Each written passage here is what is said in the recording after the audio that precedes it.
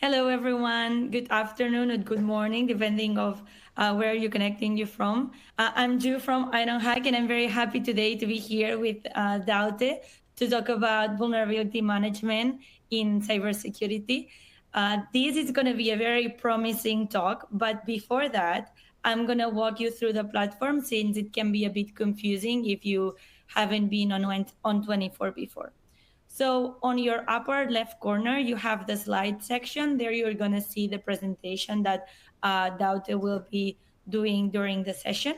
And underneath that, you have the bio box. This is a very important box for this session because it connects you directly to Daute. So if you want to connect with him on LinkedIn or see what he's up to, you can check that out. Underneath that, you have the Q&A box. This is also very important because all the questions you put there are going to be directly direct to Daute, so he can answer them at the end of the session or during the session if they are very relevant on the topic that is discussed. On the other side of the screen, you have very important information too. You have the related content. There you have content that is relevant for this session, so feel free to scroll and check it out. You can open any link. They are all free. You don't have to register for anything, so go ahead and click them all to check the content that Daute select for you this afternoon. Underneath that, you have a button that it says get more info, and that is referring to Ironhack. If you want to know more about us, what do we do, and which courses do we have, just click on there and our team will contact you so you can find out more about us.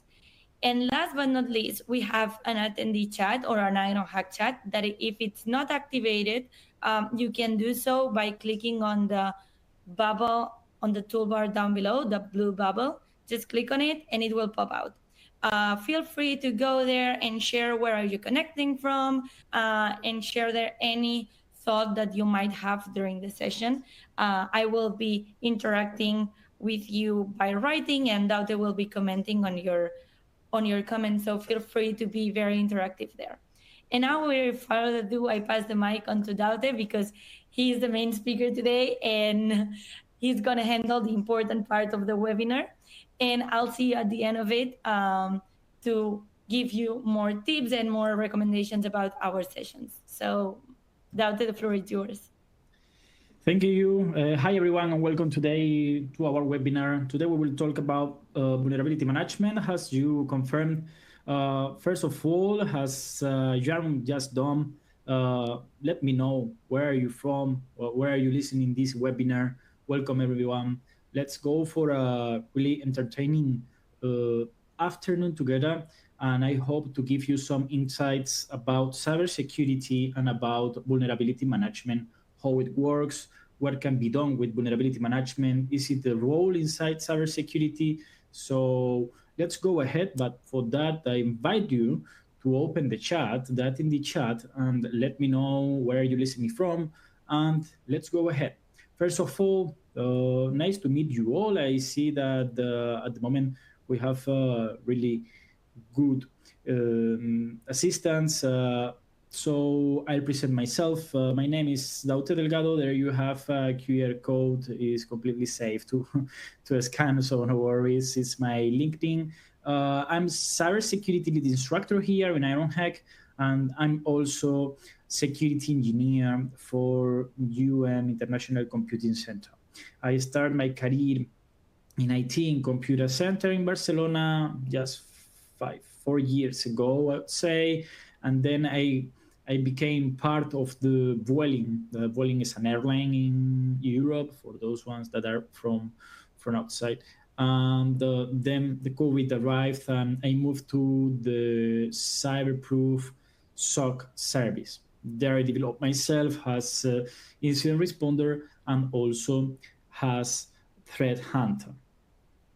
What happened? I had the chance to continue my professional career in UNICC, and until today, after 2 years and a half, I'm still here.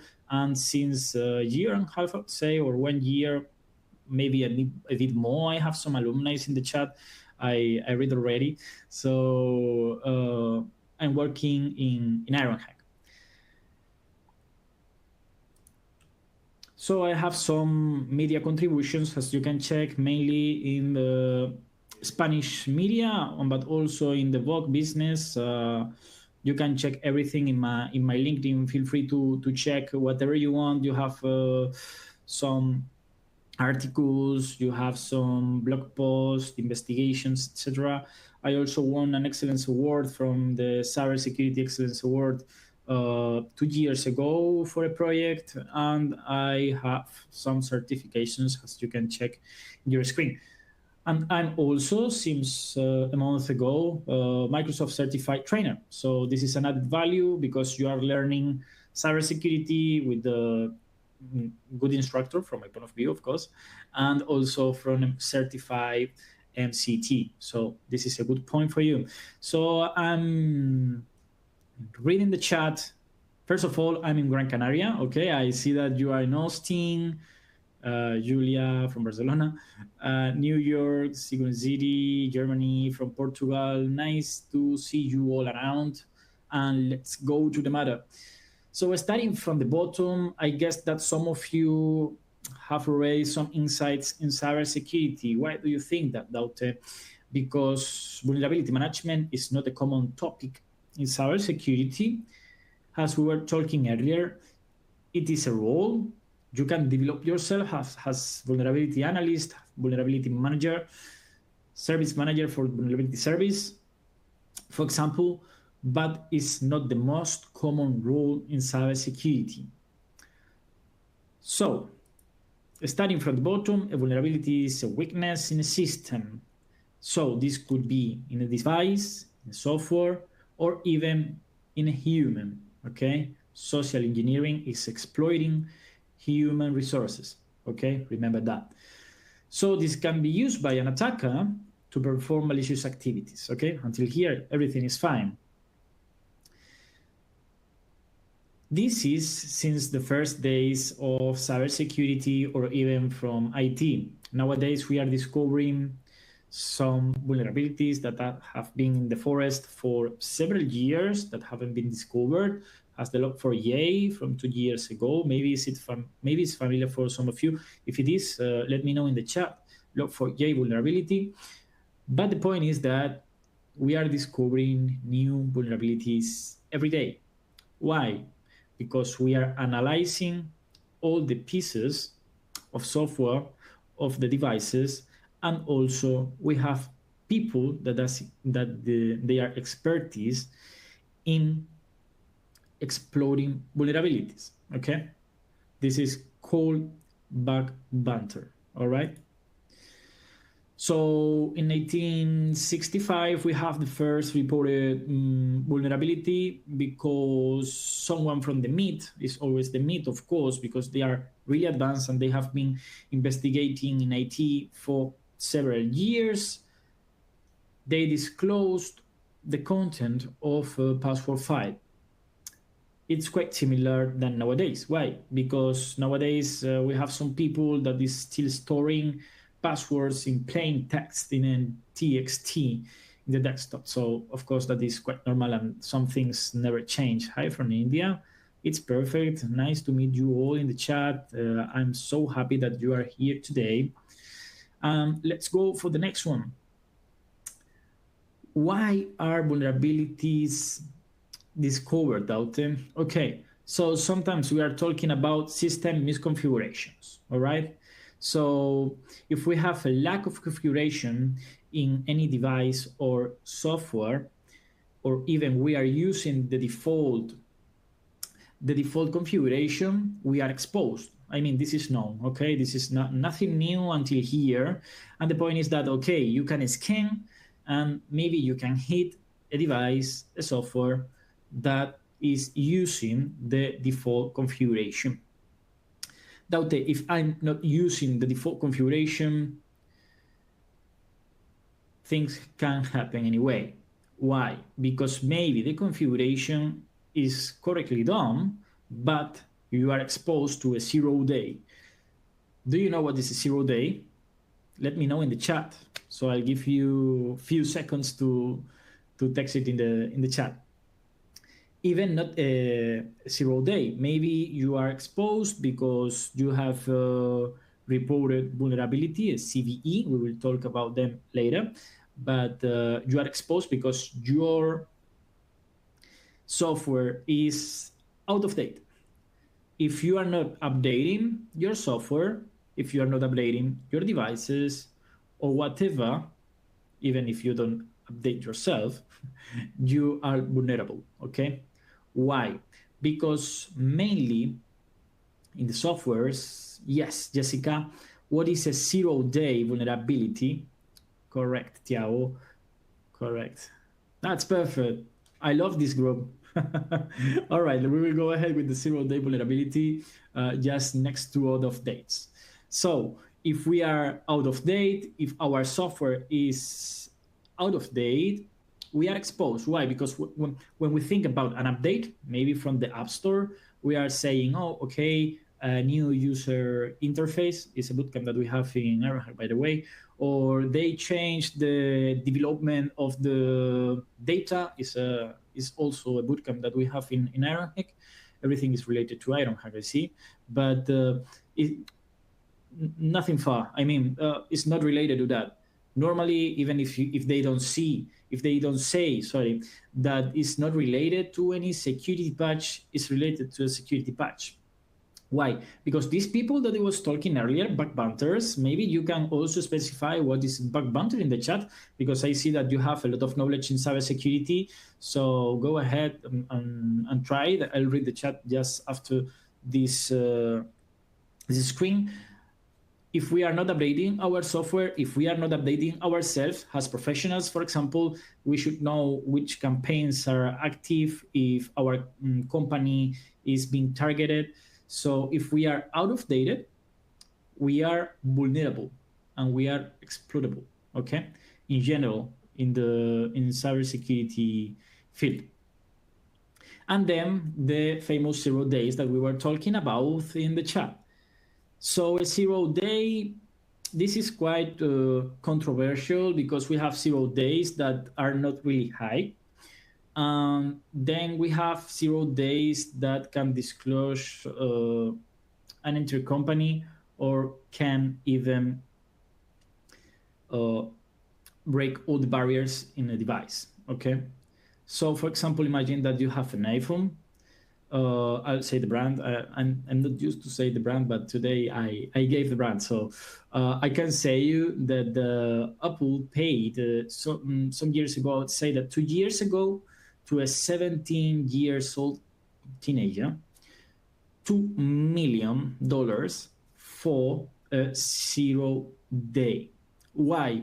Because these people is discovering them and then they are selling it in hackers. That's why we have zero trust. Absolutely. So 0 day attacks are already explained in the chat. So this makes me so happy. But the point is that each time that we have an update, if it's not coming from maybe a GPO that we have applied, GPO is a politic from our groups, go ahead with the updates. Don't feel any fear about updates. Mainly, they are done for security patches. All right. So let's go to the chat. 0 days when a vulnerability hasn't been disclosed. Good job, Tiago. Vulnerability that hasn't been detected before. That's perfect, Paul. And Eduardo says that the intruder has the first access. All right. This is not at all.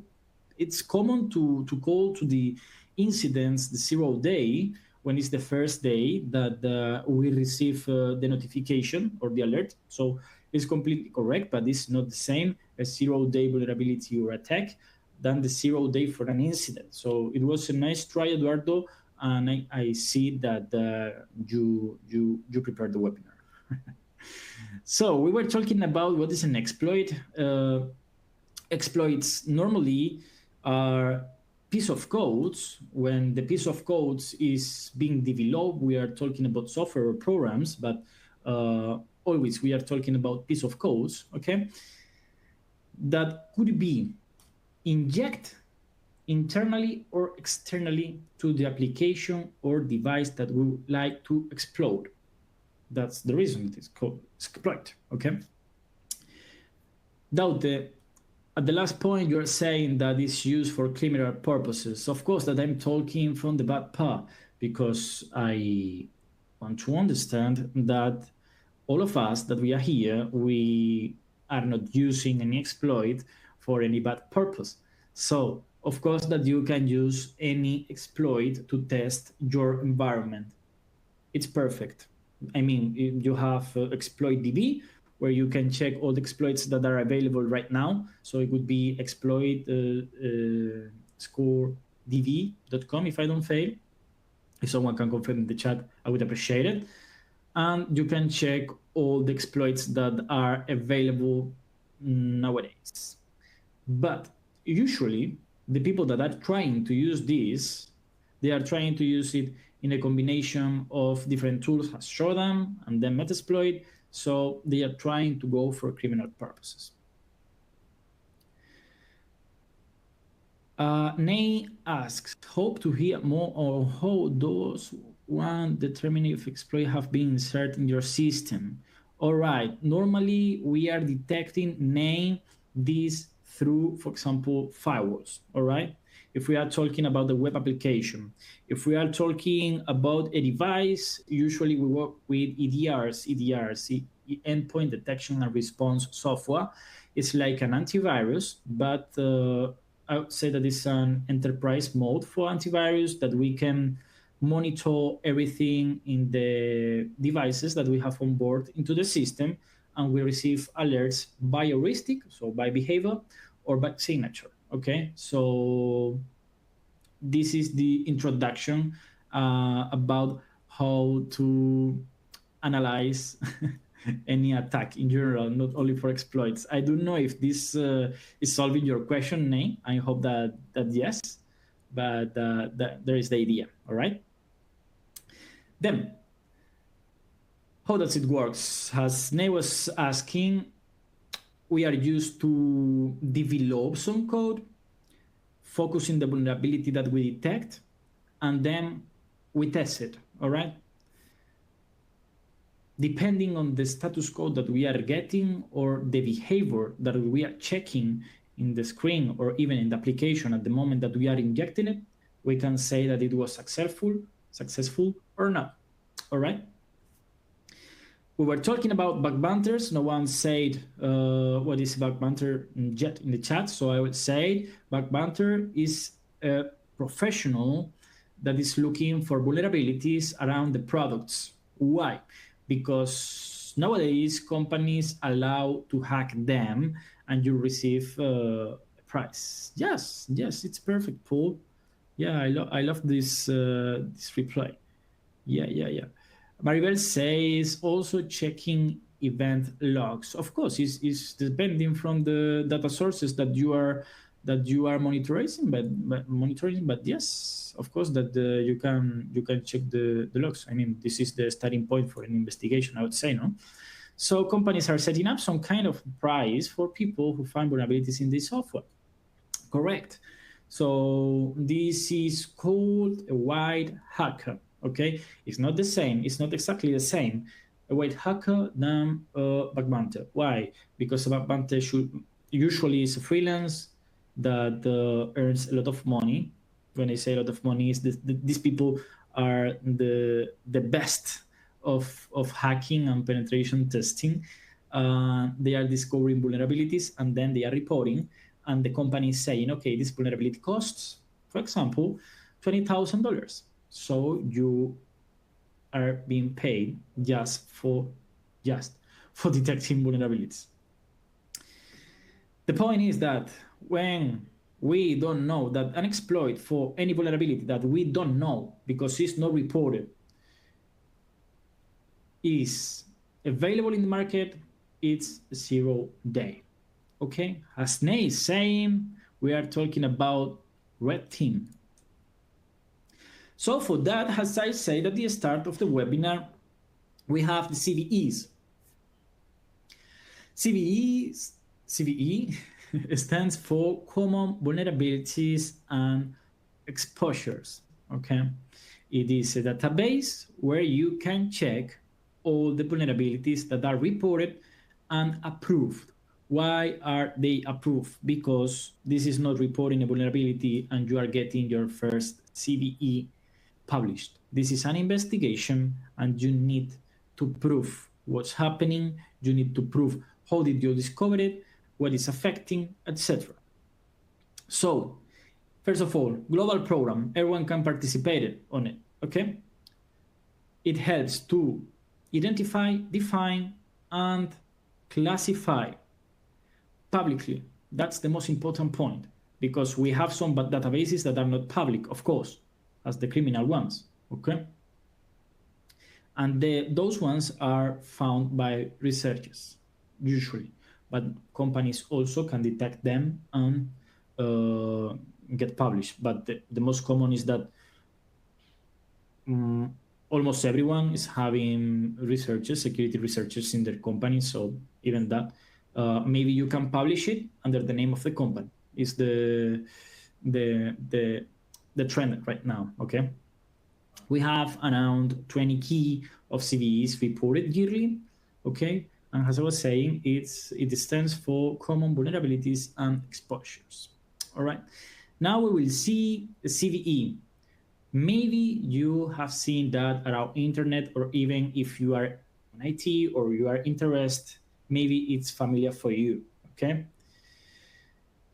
And the last point, I got some students and alumni that are asking when we are studying about vulnerabilities, can I submit the CVE? Of course that you can submit the CVE and you are getting a reward, maybe a diploma, or maybe, as we were talking earlier, the company has a program for bug bounty and you get the prize. But this is from a while ago. Years ago, people was doing that just for the art. So here we have how a CVE looks like, okay?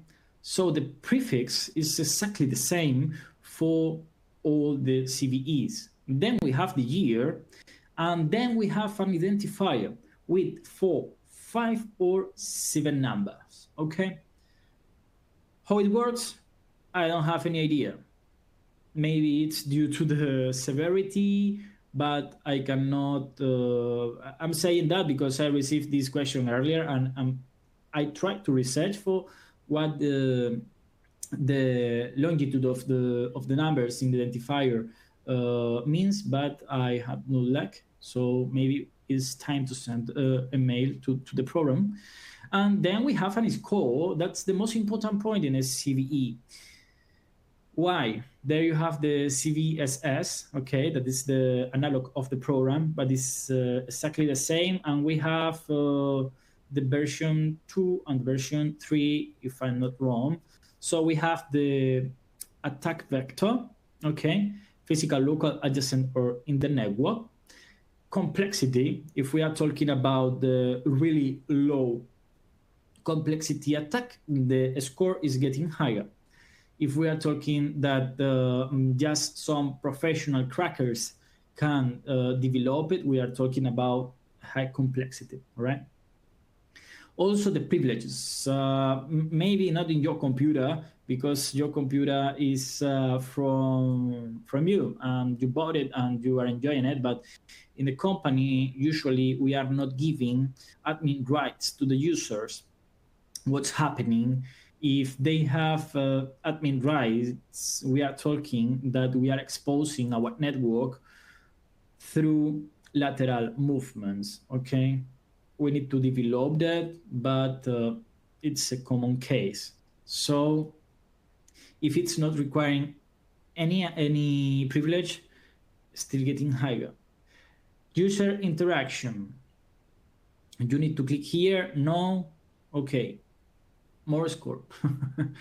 The scope is that if they can make some lateral movements or not without some techniques, etc., we should develop this. But the idea is there. The confidentiality, exactly the same, the integrity and the availability. The availability is one of the most important points here. Why? Because it's not the same a device or a software that is being used for maybe 100 because it's an internal software in a company, okay, that your mates developed 2 years ago, than, for example, if they hack, say, Discord, or if they hack maybe that through Twitch, if you click play, they are injecting some malicious code in your computer, okay?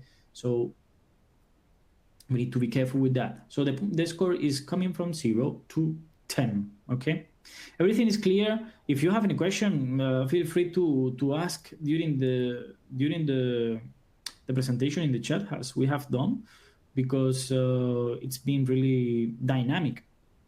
Now we will talk about some CVEs, but first I will drink some water.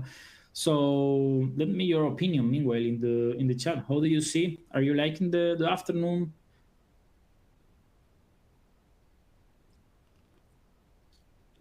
I'll give you some seconds and some ASMR as a gift. So let's go ahead. This is how the CVE looks like. And now the game. Did you heard about these CVEs? Thank you, Jesus. All right, nice. So now I have two CVEs, okay? I'll explain them, but I'd like that you share your impressions in the chat. Why? Because they are so famous, and I want to make a social experiment because I don't know if the cybersecurity is arriving to all of you and you are interested in cybersecurity because you are here today. So first of all, we will talk about the Fogina, okay? It would be from 2022, CVE 3119. This is the Fogina vulnerability. Go ahead in the chat, no shy. Let's go. Did you heard about Fogina anytime? The Fogina vulnerability was sending, it's still in, I mean, attackers are still using it, so they are Trojanizing a file, we open it, okay? And the problem is that we have a code inject in the background and is not being detected by the ADR. So we are getting a new process running through this malicious code. Sorry to be quite slow, but I'm trying to get it in a high level because it's not really easy sometimes to explain complex. But I see that some of you are already saying that never listen about Fogina. More answers. I need more answers. This is a social experiment. Did you listen about Fogina earlier or not? So then PowerShell, I guess that all of you knows what is PowerShell, and if not, go and Google it because you should know what is PowerShell if you are here. So PowerShell deploys malware and is being injected, and then the point is that they are creating some persistent techniques, has scheduled tasks. Okay. PowerShell, yes, Niha, okay. Thank you, but about the rest, never listened about Fogina. Okay. All right. Thank you for your answers. And we have Jessica.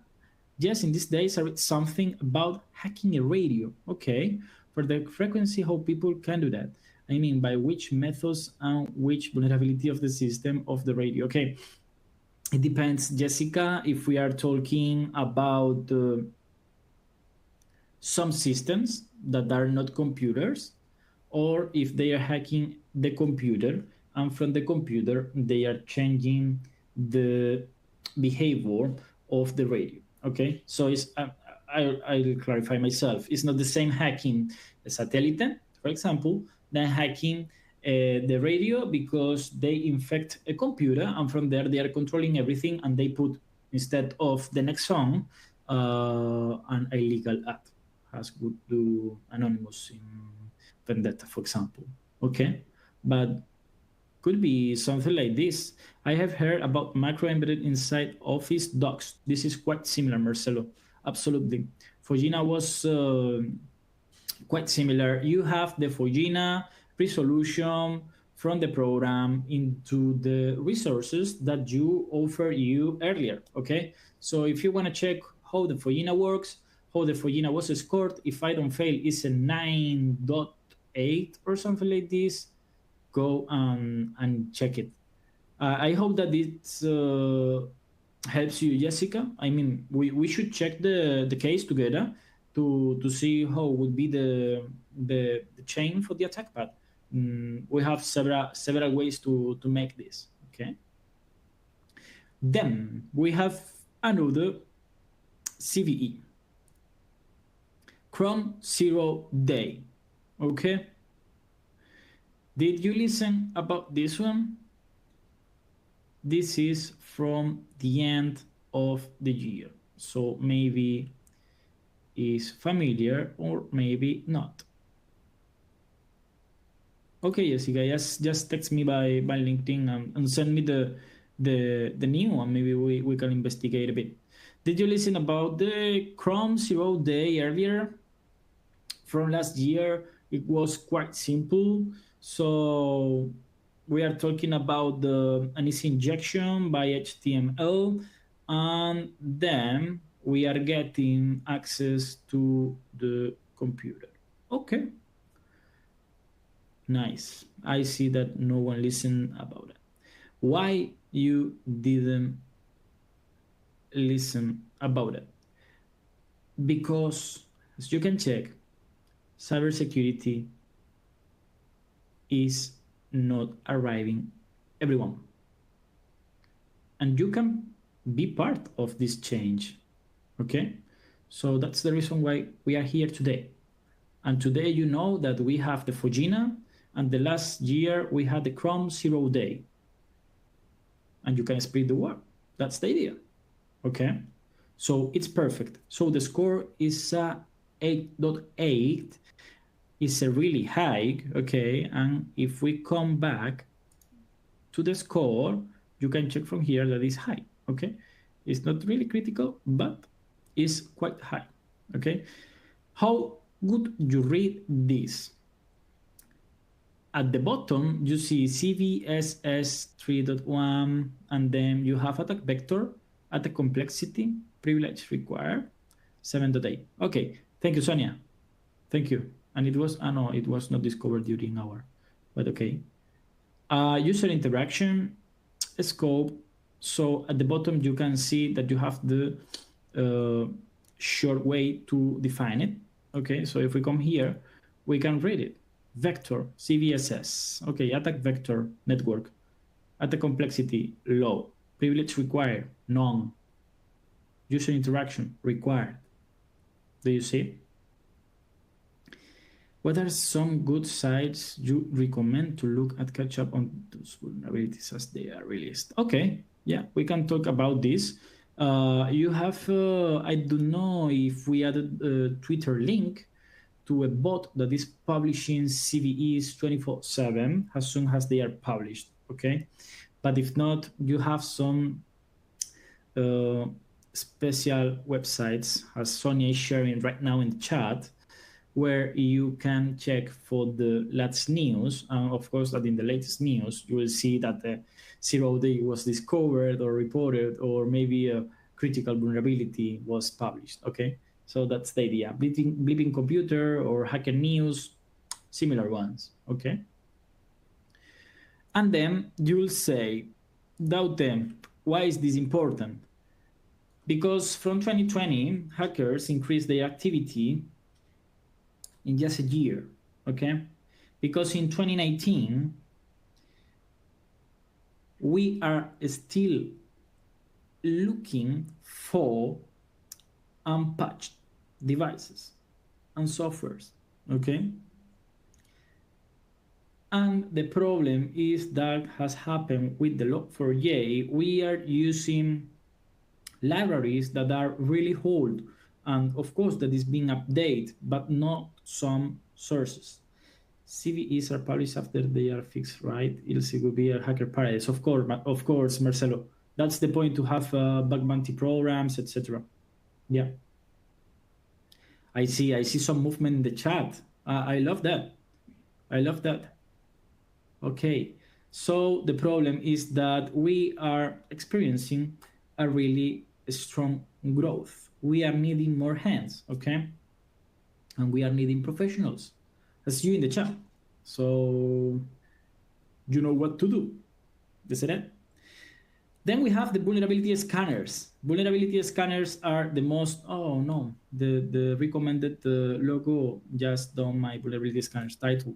But we have some different vulnerability scanners in the market. Has Acunetics, Detectify, Intruder, that is the one that I recommend for beginners. And then we have Tenable, okay? Okay, Daute. Most powerful, Tenable. Most affordable with good quality, Intruder, from my point of view. They aren't paying me, but if you need a 10% discount for Intruder, just let me know, because we are used to research with Intruder, even in our boot camps, okay, since a while ago. They are such a nice company with a really nice environment, so you know how to start. However, I have to say, vulnerability scanners can attack, because this is close to a pen test, but the pen test is done by a person and verified, and of course that is done by a specialist. This is not being replaced for anyone or for something, but you are getting dust, okay, dynamic scans. So that's a really good point. All right, we have more in the market, but this is my top 4. Here, I know that you are not taking the decision about how to choose a vulnerability scanner, not yet, because you have in the chat an alumni that was promoted to service manager recently, so now maybe she can take these decisions. We are talking about the ease of use, the coverage of the technologies that is offering, that maybe is mobile friendly, because sometimes we need to check any report and we are traveling on duty or whatever, that we have a broad test to make by templates, for example, for PCI DSS. Now, intelligent scanning by the famous in artificial intelligence. Also, we can check for gray box testing, okay? We are talking about that we can introduce the credentials into the vulnerability scanner, and we can check the front page and the backend, for example, okay? The vulnerability evaluations, usually we have an exploit, but sometimes we have some different ways to exploit the same vulnerability. CMS, because as you may know, WordPress is the most hacked CMS in the world, but also one of the most used worldwide. And then that we can cover manual testing, because sometimes those things are automated and you cannot check manually. It sounds quite weird, but absolutely this is how it works. Okay, so this could be a good point about how to choose a vulnerability scanner for your projects, even if you are not SOC manager, or maybe you are not controlling the budget for any company. It's useful for your freelance projects. Okay, the most important point, the pricing. That's why I'm saying that is the most important point if you are freelance or if you are managing a budget into the SOC or the security service. Okay. So for that, Daute, how can we cover the vulnerabilities? How can we avoid them? This is quite easy and is a patching cadence with a cycle of patching. Okay. Why? Because we can reduce vectors. All right. In our organization, we are minimizing cost, because if we are being attacked, or if they achieve to attack us, we have some problems. And the point is that we are reducing risks, because if we close doors, it's more difficult to open them under keys, of course. Okay. And then how a life cycle works. So we check for the patches, okay, through the vulnerability scans and the reports. Then we download them, we test them if it's changing something that is critical in our infrastructure. We will deploy them, we will validate, and then we are updating the information from the machine. Okay. How is this done? As Sonia just said in the chat, patches are available, but people are not used to apply them. And this is how vulnerabilities can reduce your problems in the future once we are working in cybersecurity. Okay. So from here, this was quite fast, I see, but everything is covered. You have this webinar recorded, so you can check it again. And thank you. I hope that you enjoyed and you learned something about vulnerability management, how a life cycle for patch management works, and which roles can you cover in vulnerabilities in cybersecurity. And also, we are starting the next promotion for part-time with me, with Daute Delgado, with your favorite instructor, because you are in my webinar right now, in just 13 days. So feel free, last call, if you want to join us, go ahead and change your life, because now is the moment. Okay, cybersecurity is growing, we are needing hands, we are missing a lot of people, we have a lack of talent, so go ahead. Okay, Tiago, thank you, Gavin. And we have 2 questions, so let's check them. I'm currently looking at them. Ernesto, okay. I don't know this one, Ernesto. If you want, you can. Ernesto is asking about not the most affordable, but the best quality price.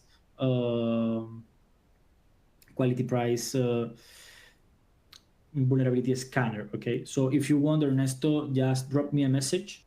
Maybe I can check a deal for you for any vulnerability scanner. Okay, this it's perfect. So now we'll read the chat. Okay, thank you, Gavin, thank you, Tiago. Where do we get more information on that? About my bootcamp name, you mean? De nada, Maribel, muchas gracias. Jessica, thank you for coming. Do we get an email for the next session? Niha, yes, but maybe this is for you. You is joining now, and we'll explain when is the next one. Maya asks you something about certifications. Of course, Jesus, if we have time now, just drop a message here, and if not, just let me know by LinkedIn. And then we have 2 more questions. So, Marcelo, quick question. How can we identify what kind of vulnerability was used on my app? Any method to search them for specific keywords, etc.? Yes, when we investigate the logs, okay, we are having some encodes and some pieces of the code, and we can check what's happening. However, usually the vulnerability scans, the SIEMs or the EDRs are detecting the vulnerability as soon as it's published.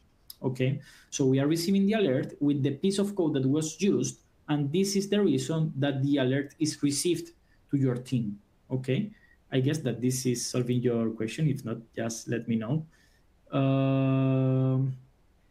Please, on session you mentioned, okay, this is for you. And what do you think about the best starting position is to apply for gain experience? Gavin, without any doubt, the best position to start in cybersecurity is security analyst. Start from the bottom. Start and develop yourself with quality, with the best people, with the best professionals that you can see around you. Learn from them. And then from there, you will climb. But start as analyst. Even if you want to go for red team, if you want to become pen tester, okay, if you have an exceptional talent, go ahead. But if you're analyst, you will see the cybersecurity. I'll say that you are getting deeper because you need to investigate, you need to check everything, what's happening here, what not. Okay, so that's the important point, which will be a journey of cybersecurity. This is for you. And also we have another one about Jesus. What certification would you recommend? Has to CISA Plus is a really good starting point. Okay, Tiago, what do you think are the best skills to start a clearing blue team? Do you think help desk or SOC level 1 are the best starting route? Absolutely, Tiago. I was telling that. Absolutely. Yes. If, for example, I want to be a vulnerability bunter, Jessica, this is requiring really good pen testing skills. All right. If you want, I can advise you. So drop me a message in LinkedIn and I can send you some courses about how to become bug bunter.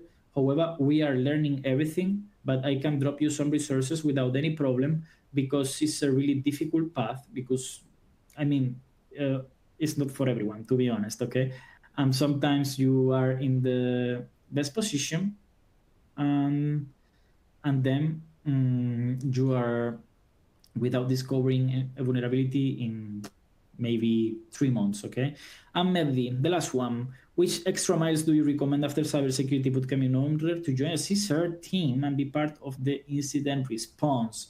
This is a really nice question, but I have some people that finished my bootcamp and became in a incident response team in the first job. So if you are good and if you are prepared, you will get this job, okay, without extra miles because you have done the extra miles in the bootcamp. Okay, Jessica, you can just connect with me and I'll send you a message later. Okay, and that's all. Thank you all, and you please go ahead. Thank you, Daute. I think this was very interesting for everyone. The chat was very active all the time. So I think all the audience can agree with me that this talk was very interesting. But you guys can leave us an emoji saying how did you feel during the session, and if you would like more sessions with Daute. If you want to find out more information about the bootcamp that Daute was talking about, you can do so by clicking on the button that says Get More Info. By clicking there, our team will contact you and will let you know more about the program of the bootcamp, the specifications, and what will you learn during the course. So I'll encourage you to do so if you want to learn more about it. If you want to connect with Daute, which I think it was one of the other questions, you can do so on the bio box. You have the direct link to his LinkedIn. So please click on it and you will be redirected there, and you can just connect with him and ask the question that was not answered or other things. And I think that's everything for today. This session is recorded and you will receive it tomorrow on your inboxes. But if you don't, feel free to email me with the reminders that you got to access to this session so I can send you the link. And that's it for today. I hope you had a really nice time with us. We did with you. So keep an eye on our social media because we are going to announce our next sessions that are coming up in June. So see you in June. And Daute, once again, thank you very much for your time and for this interesting session. Bye, Thank everyone. you all. As always, a pleasure. Ciao, ciao.